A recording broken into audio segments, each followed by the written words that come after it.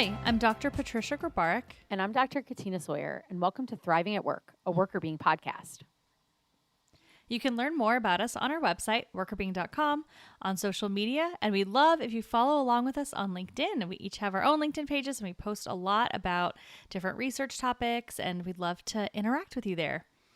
So today we are going to be talking about the importance of showing humanity or having a humane orientation, not just in organizations, but also in cultures. And we're going to be looking at some really cool cross-cultural data, which shows the importance of sort of being surrounded with more humane values and actions and behaviors.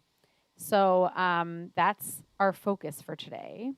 But before we kick that off, I am curious, and this might be a little bit of a tough question, but I am curious about the extent to which you feel like you've experienced real humanity in your workplace interactions, where you feel like you've really connected with people as human beings and not just as coworkers.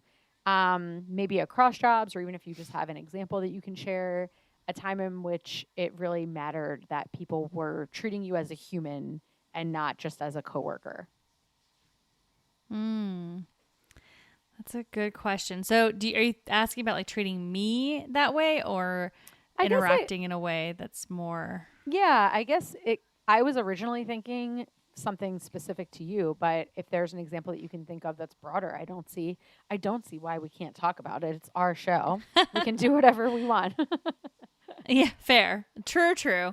Well, just because the example I came up with that first came into my head was, when I was working at a startup that had some major challenges from like a culture perspective and like a work-life balance perspective. And in some ways, having a lot of challenges like that actually made my team kind of open up in a way that I don't think they would have otherwise, because everybody was remote, and I really, really worked on creating a safe space. Like, I really wanted people to be able to like talk to me. I knew it was a difficult environment, so I wanted to make sure people were able to like open up.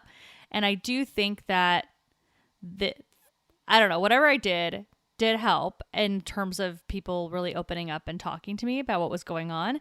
And it kind of led to the team just generally kind of supporting each other as people in a lot of different ways. Like, we had an employee that we had two employees that took medical leaves during this time with, the team was like maybe 12 or 13 of us at one point. Mm-hmm. And so it's like a couple people took medical leaves. Like, that's a lot in in just like a year and a half that I was working there. And how people supported each other when they were going off to take the leave and coming back in was just amazing. Like, it was just very much, people were just treating, people as whole people and really working and partnering well in a way that was impactful and meaningful for the whole person, not just for like, the colleague, the coworker. And they got to know each other really well too. Like, it was actually really nice. Like, there are things I really miss about that team, because even though the environment around us was really wild, the team just bonded really well, and people knew each other very well. They liked each other. They respected each other. The way that they interacted, like, just felt like they were friends, like just friends that happened to work together. So it was like a really cool place from that perspective. That's awesome. That actually goes along with something that we're going to talk about. Sort of the generative factors that influence whether or not people are sort of like it generates new positive things when people are in environments that support this, and then they start interacting with each other in different ways, and it kind of builds on each other. It sounds like that's some of what was going on there. Yeah. Do you have an example from your experience? Yeah, I was actually thinking that I feel that my experience here at U of A has been really positive in that regard. Like, people generally tend to connect with each other more on a personal level. And even in my recruitment process here, I got invited to go to like our department chair's house for a barbecue, and like he like hung out with us in the backyard, and we've gotten together with people. And so like I think when things happen in people's lives, like number one, they're more aware of what's going on in people's lives so that there's a greater ability to respond. But also I feel like people come together more quickly to problem solve around helping people out. So if something Mm-hmm. happens where someone is struggling with something, whether it's something with a family member or friend or themselves, whatever it is, I feel like people come together very quickly to sort of brainstorm and problem solve around how to provide support for that person. And so I think in general, here people have more of that orientation towards helping one another in ways that I think matters, especially when you're going through something tough that you can kind of rely on the fact that you have people who are going to be looking out for you. So while it's not a specific, any one specific incident, I've seen it happen to multiple people in multiple different types of incidents, whether they're dealing with a health issue or a childcare issue or, a family member is sick or something like that. Or even just, things that are going on in the world that might be a challenge for people broadly, but also maybe even more so for specific people. I think things are done in a very humane fashion, I will say. I love it. And yeah, I would say that the way you talk about your experience there aligns with what you've just described. So I think that's really great that you found a place like that. And honestly, this whole conversation right now is just making me think about our own research Yeah. and like what it is, like what kind of environment are leaders trying to build to create this kind of humane approach to being a team member. Mm-hmm. Yes, absolutely. I think that that's 100% the case. And hopefully, as we continue to share some of the findings out from that research, people will be able to learn more about why we think that those overlaps exist, but also to see the positive sort of, I think, the actionable ways that people can start to achieve these more humane environments. Which is obviously our goal is to give people stuff that they can do. And this article actually offers some of that. So the three big takeaways from this article that I want us to kind of focus on. So I will start off by saying this is a bit of an overwhelming article because this is a huge study. So just to start, like it has 35 authors. Oh So my gosh. there's tons going on here. And the data came from a sample of over 10,000 participants across 30 different countries. So they had sort of a Wow. point person in each country helping gather some of this data. And the reason is because they were looking at broader cultural elements of humanity or humane orientation in the national culture. But I think that there are some real implications for not just global leaders who are thinking about how to lead across these cultures, but also for thinking about how to create kind of like mega cultures, like organizational cultures that might help you to lead a smaller culture on a team. So while we'll be talking about Mm-hmm. national culture here, what we're really talking about is like broader overarching norms that can help shape um, the norms on teams or groups that exist within those. So I just wanted to call that out that this is a huge article. There's lots of studies and lots of hypotheses that we're not going to be able to delve into, but I want to key in on a few points. So the first Okay.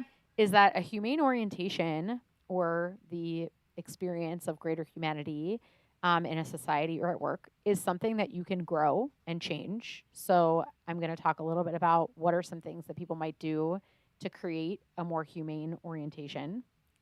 The second is that it matters more in places that lack um, other forms of support that those broader humane orientation norms exist for deflecting negative outcomes. And it matters more, this is the third one, it matters more that the humane orientation exists for promoting positive outcomes when other forms of support are also present. So it's helpful in situations where you have negative sort of forms of support showing up to stave off bad stuff. And it's also good for promoting good stuff in better environments. So we'll talk through what that means in a little bit more detail, but it's basically useful under a couple of different circumstances to have this broader humane orientation. Okay. So sounds like it's like you're saying, useful in a couple different circumstances or situations, but ultimately the important thing is that you can grow it. So I'd love to hear more Exactly. about that first. So it's like you can grow it, so then if you're in these circumstances, you can definitely focus on that change or evolution. Yeah. So, this idea of a humane orientation has mostly been looked at, as I mentioned, at the societal level.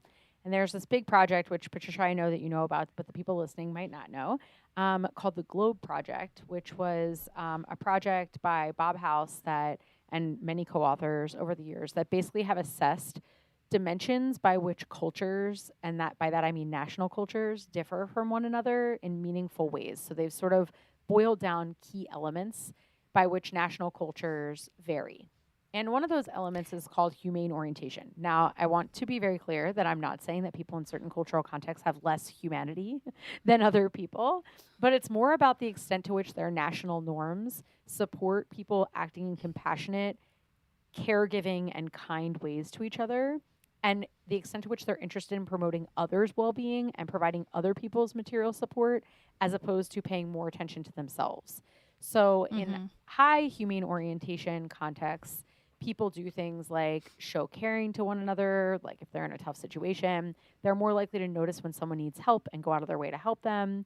They're also more likely to be friendly to other people, generally greet people with a friendly demeanor and be enthusiastic to meet new people.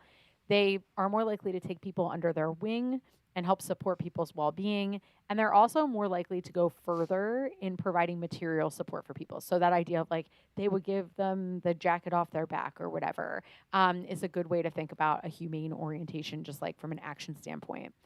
People lower in humane So orientation cultures. Oh, go ahead. Oh no, I was just gonna say. So for people that are listening, like I know you said that obviously I've heard about this before, but I know that in organizations there are tools that are centered on this research. So I don't know if you knew about that, Katina, but No. there are trainings and like culture tools like we have access in different companies I've worked for where you can go in and you can be like, okay, well, I'm going to be working with people from Korea today, and I can pick that country and then I can compare it to my country and see like where we differ on these components. So it's actually been turned into a tool that a lot of companies that are global actually use. So, So I thought that was interesting. yeah, people may have seen this or even worked on trying to understand the differences between these two before out there if you have Mm-hmm. access to those tools. Um, and so, some key actions that people can do to demonstrate ways that you can grow a humane culture are things like reaching out to ask how you can best provide support if you know an employee is struggling. So if you know that your coworker is going through a hard time, reaching out and asking how to provide support and then providing that support. Also, being sensitive to other people's needs and recognizing when they might need help is also an important piece of the equation. So you might not even need to reach out and ask for if somebody needs help. You also could just notice that somebody's having a rough day and say, well, I was going to ask this person to do these two things, but I'm having a later day. I'm just going to do them for them, giving them more time to help cope with the stress that they're experiencing. You can also look people in the eye, greet people by name, and that goes across status levels, making sure that everybody feels like they're being treated with dignity and that they're valued for being there. And then the final thing, there are plenty of other tips, but just a couple of things to recognize. The way you respond to mistakes, and we've talked about this in the psychological safety literature, being slower to judge people, giving more grace when people make errors, and help fellow employees to navigate and learn from their errors is another way that you can grow a more humane culture. So, it is possible to grow. You are able to change this or shift this in your organization if it's not happening currently. That's kind of some straightforward advice about how to do that. I love it. I think that those tips really make sense and are kind of clear. I was just curious. So when people are thinking about it, because you said, this has been a national culture, we're talking about the work cultures, but do you have like examples of like countries that are high on this Yeah. to kind of help anchor people maybe? Yeah, so they give examples in here of high humane orientation cultures being Indonesia, Ecuador, and India, where people tend to be rated higher on being compassionate, altruistic, and kind. They also mentioned that there is something about the focus on being less urbanized and more relationship focused, spending more time forming like collectives or relying on community as a way of getting by or surviving. And also having more like informal and personal relationships that focus on people as a whole as opposed to focusing specifically on the domain that you know someone in. So, in a more humane orientation culture, people might be interested in what people do outside of work, even if they're friends with someone in work, or they might be interested in what people do for work if they know them in the community. So they mentioned that it's more of like a people centered and relationship centered culture compared to, and this is why I wanted to say, it's not that there's lower humanity in these cultures. It's just that they tend to emphasize more self reliance. And if push comes to shove, people are more oriented towards thinking like their thing is their thing and that sharing that thing is maybe a nice thing, but it's definitely not expected. And it's more likely Mm-hmm. that you have to earn being shared with than, or like show that you deserve to be shared with, than sort of an orientation that everybody needs to be shared with. So those examples that they give are France, sorry, Patricia, Poland, and Singapore. I was like, why are you apologizing to Yeah, me? I'm sorry. And Patricia's house. No, Poland, Poland and Singapore. And those are just a few examples, but the idea is that there's just more people that um or there's more of a general norm of like you earn your own keep, you use what you have to support yourself and your family, and if somebody else is struggling, they could do the same thing that you're doing and it's not upon you to help or share with them. I mean, since most of our listeners are likely in the US, like I feel like the US is probably low on the humane orientation scale based on Yeah. the way you've described it. Yes, the Like we are US. very focused on like merit and things like that. Yes, yes, absolutely. The US is definitely more of an individualized cultural context, and that's very highly related to this arena as well. So, yeah, in terms of the humane orientation scale, on a scale of 1 to 5, the US is a 4.15. So it is on the higher end of that scale. Okay, so a 5 is low or high on humane orientation? Oh, a 5 is sorry, a 5 it's a scale of 1 to 7 and the US is a 4.15. So they're Got sort it. of like, yeah, they're skewing a little bit upward, but they're definitely not at the upper echelon. More in the middle. Yeah, yeah. Exactly. Yep. Got it.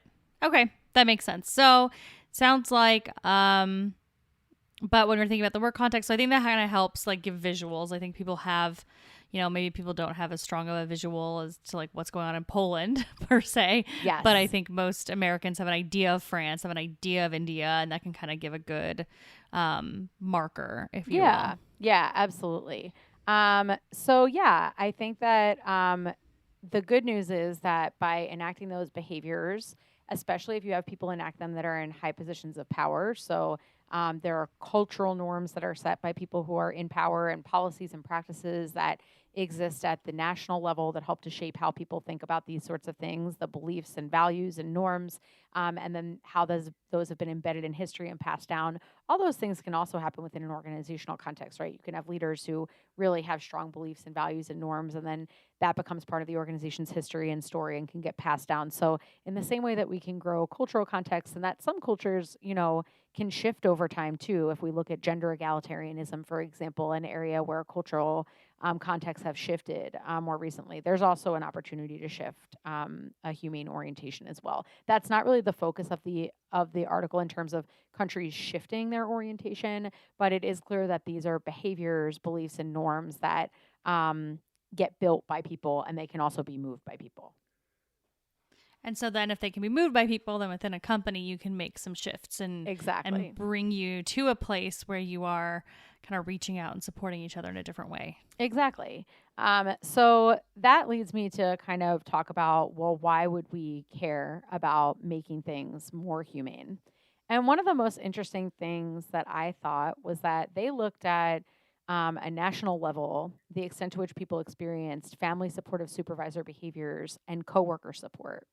And what they found was that Having fewer of these supports, so coworker support and supervisor supportive behaviors, led to more work family conflict. And we've talked before about work family conflict being this perception that your work and your family don't align. And specifically in this instance, because it's work to family, that your work continues to interrupt your family life in a way that you feel is disruptive to what you would like to have happening in your life. So we know that these family supportive supervisor behaviors and coworker support, the more you have of them, the less conflict you have. Vice versa, the less you have of these supportive behaviors from your coworkers and supervisor, the more work family conflict you have.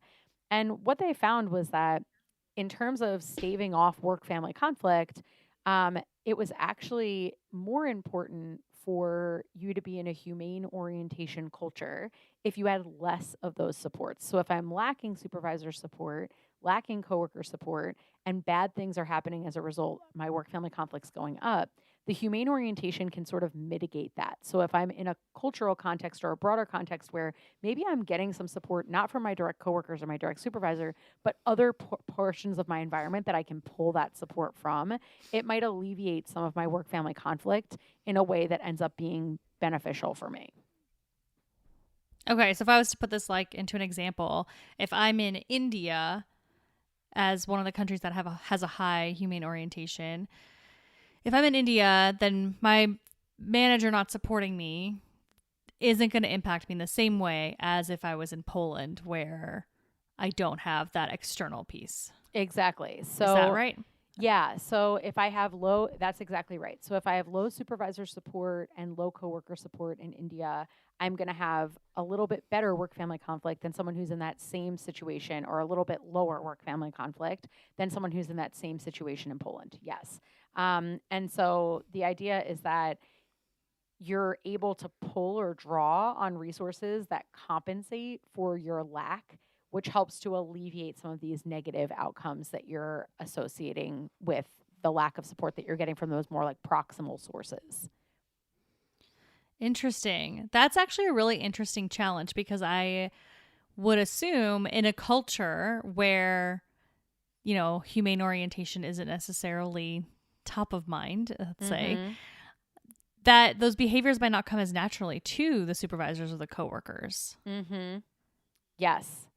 Yeah, so it's kind of interesting because what's basically happening is these pockets, and this is why I think it can apply to teams that are operating in organizations.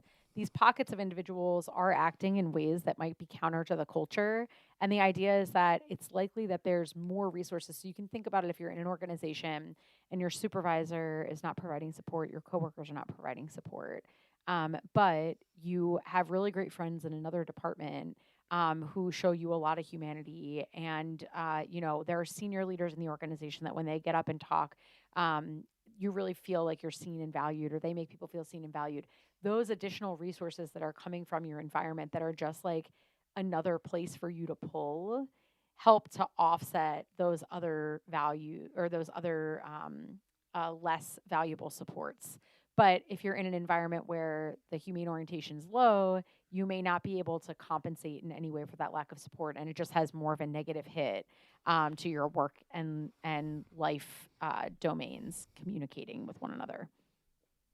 Got it. Okay. But as a leader, then my goal would be to kind of create this environment, give that support to my team members, encourage colleagues to support each other, and really create that culture. Because even if the broader culture doesn't align, that could help. And and there's like also like an approach of thinking about how to support people outside of your team. So if you're working with a colleague on a project, keeping that connection, connecting with them every once in a while, being that supportive person can kind of help broadly in the organization if you are those kind of external folks to help when Yes. you're in that environment. Yeah, definitely. So if you see a colleague struggling because their supervisor and their coworker team is not particularly supportive, there are things that you can do as a member of that organization, but not necessarily as a member of their team or as their supervisor to help alleviate that. And also, I think it's a big, a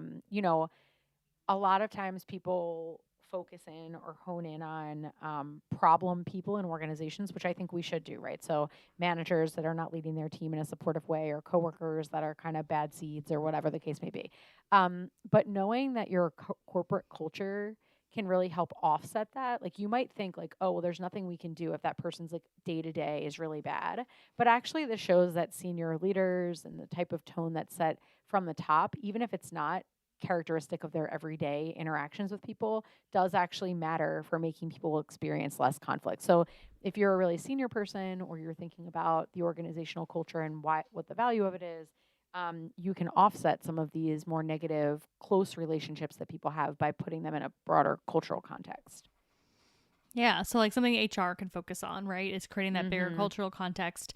So then we can see that even in those pockets where they're not getting the support that's needed, employees have this bigger context, this bigger support system outside of their teams. Yep, 100%. So I think oftentimes we I get love that. narrowed in or focused in on problem people, but it's also important to recognize that the culture can help to do something for people who are coping with those problem people. I mean, you should obviously still deal with those folks, but there is something to be said about the broader culture.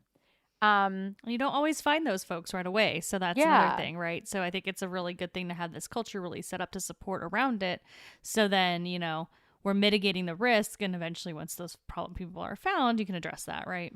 yeah, absolutely. And so I think um, the next big takeaway is that they also found that these family supportive supervisor behaviors and coworker support predict positive work to family spillover, meaning my work is so awesome that now I feel even more awesome at home because I feel so great about my work.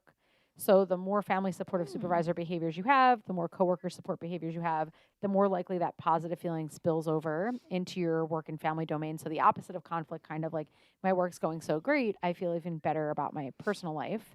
And so it's kind of cool just to understand that cross culturally those relationships hold, just at a basic Mm-hmm. level.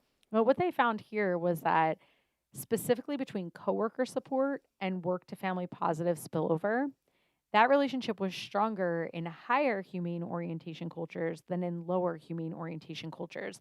And they're calling this a congruence perspective, where when you're experiencing a lot of positivity from your coworkers and it's combined with this culture of humane orientation, it almost sends this like extra positive signal to you that things at work are going great, and it predicts these positive outcomes. So um, it helps to alleviate things when things are going poorly to stave off negative outcomes, but it helps to give an extra boost in positive situations where you just like have an even stronger relationship with coming home and being like, my work day was great. Now I feel even better about being a family member, because your coworker support is aligned with your company culture, sends a particularly strong signal. Okay. So ultimately, what I'm hearing from you is that creating this humane orientation culture is important regardless because it can really make positive things even more positive, and it can kind of help mitigate some of the problems of not getting support from your direct team. Mm-hmm. Yes, exactly. Um, so that's definitely correct. Yes. I love that. I mean, I think that's really important for us to think about and for leaders across the globe to think about Yeah. when you're creating a culture, when you're trying to define your culture, when you're, wanting to change and adapt your culture to better fit your company's needs, like thinking about how do we treat people from a humane lens? How do we make Mm-hmm. sure that we're talking to people and working with people in a way that accounts for the whole individual and really treats people with dignity and respect and extra care. How can we do that so that we're continuing these really positive benefits? Because obviously, the more work family conflict that people are facing, that's going to be a problem. That's going to lead to stress in both domains, burnout, all these issues. So, if we can create this really positive environment where people are feeling good about, being there, then we're not going to be experiencing that same level of stress and burnout that you could see if we didn't fix that problem. Yeah. And I think just to think about, if you're sort of assessing where you're sitting in the organization with regard to these things. So if you're in a situation where you're like, man, we have all these supervisors and coworkers and they're just not helping each other out. We don't have a culture. We have sort of like a me first culture more than like a helping culture. And I just don't know what we can do about that. You can look outside of some of those team dynamics that you're seeing that are more discouraging and think about the broader culture as a way to continue to provide support for people as you deal with those more proximal pieces. And then the second thing is if you're in a culture and you're like, well, you know what? We've got a lot of coworker support going on here. We've got a lot of supervisors who are supportive. Like, we're probably good. You can get even more of that positive impact that you're getting from that positive environment on that work family spillover, where you just feel great about your life because you're feeling great about your work. You can get even more of that in a culture that has coworker support that's high. So, regardless of whether you're in a situation where people are not doing this to as much of an extent and people are experiencing negative outcomes, or people are and you're already experiencing some of those positive outcomes, it can help alleviate the negative outcomes and give you an extra boost on the positive. So it's really a good thing in a variety of circumstances. Yeah, I love it. And I think that's just something to consider. Like, when you define your culture, is it a me culture? Is it not? Like, think about what your culture is in the organization, and you can start to understand where you fall on the scale. And then if you're falling on the low end, you can start thinking about how do you show up differently and how do leaders show up differently to start moving the needle towards this more humane approach to work. And, just like with everything else we talk about, I feel like ultimately we spend so much time at work, and don't we all want to be in a place where we can be happy and we can be ourselves and we can feel good? And the only way to do that is to create these types of cultures. So I think it's really, really important that, leaders that are listening, take a critical look and actually think about this versus just kind of being like, yeah, I think we're fine. Yeah, definitely. I think that is a good constructive takeaway from it. And I also just think it's cool to know that these relationships hold across 30 different countries.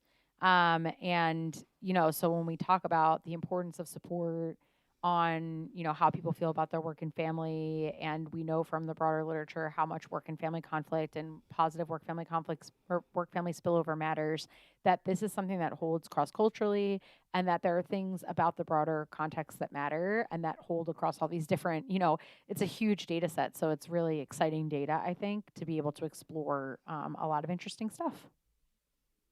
Yeah, I think it's fascinating. I think it's really interesting. And I do like seeing some data from this big kind of scale that we can, leverage as we talk to people about this topic. I mean, it's so easy for us to be very US centric or whatever, country we're in to really think about what impacts us. But companies are so global now that it's really cool to see a study that looks at it truly globally so we can understand how this works everywhere, and for an entire organization that likely has multiple locations across the world. Yeah, if you have a global organization that has, some places that are located in a more humane orientation culture versus less, you can think about what those impacts are doing for people to stave off what outcomes and what role the culture's playing, and how shifts in the culture might matter within your organization, that you can create an organizational kind of subculture that might even have impacts to create like a subdomain within a larger national context. So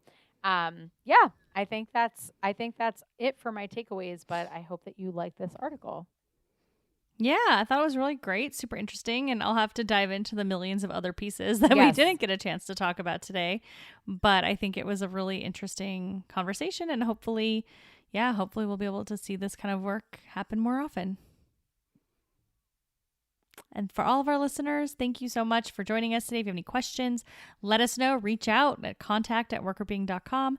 Check out our website for more articles and podcast episodes, workerbeing.com. And as always, follow us on social. And if you want to hear more about this stuff in person or in your organization, please let us know. We are happy to come and share more research and tips and help guide organizations in the right direction. Thanks for listening. The Worker Being podcast is hosted by us, Patricia Grabarek and Katina Sawyer, and produced by Allie Johnson.